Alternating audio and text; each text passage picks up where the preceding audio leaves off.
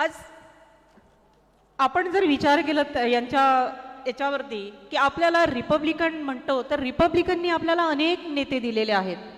त्याच अनेक नेते, त्यापैकी आपण ज्या भागामध्ये परिषद घेतो आहोत त्या परिषदेच्या भागामध्ये एक असं नेतृत्व रिपब्लिकननी दिलेलं होतं जे आवळे बाबूंचं होतं. जे आवळे बाबूंचं नाव जसं पण बॅरिस्टर खोब्रागडे साहेबांच्या तुलनेत तेवढंच मोलाचं आहे.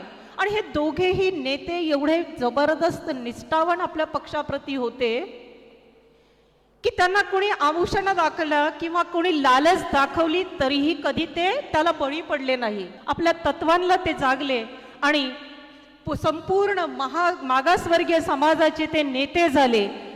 आणि ज्या वर्षी इमर्जन्सी लागली त्या विरोधात पहिला अग्रलेख लिहिणारे बॅरिस्टर साहेबच होते. आणि त्या सत्तेच्या विरोधात मोठा अग्रलेख लिहूनही बॅरिस्टर साहेबांची वर्दी राज्यसभेत लागली.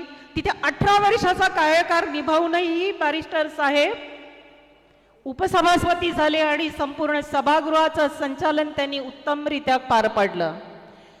हे त्यांचं राजकीय जरी असले तरी धार्मिक सुद्धा त्यांनी अनेक कार्य केलेले आहेत. मग ते भंडाऱ्यामध्ये त्यांनी 10,000 लोकांचं धर्मांतर करून घेतलेलं होतं.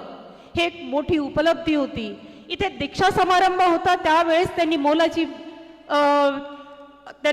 मोलाचं काम केलेलं होतं. आणि तेच एवढंच नाही तर त्यांनी भूमिहितांचं असेल किंवा भूमिहीनांचं इतकं मोठं आंदोलन त्यांनी केलं, इतक्या मोठ्या संख्येने लोक त्याच्यामध्ये गेले होते की शासनाला प्रश्न पडला होता की एवढ्या सत्याग्रहींना आम्ही ठेवू कुठे. हा प्रश्न शासनासमोर निर्माण करणारे बॅरिस्टर खोब्रागडे साहेब होते.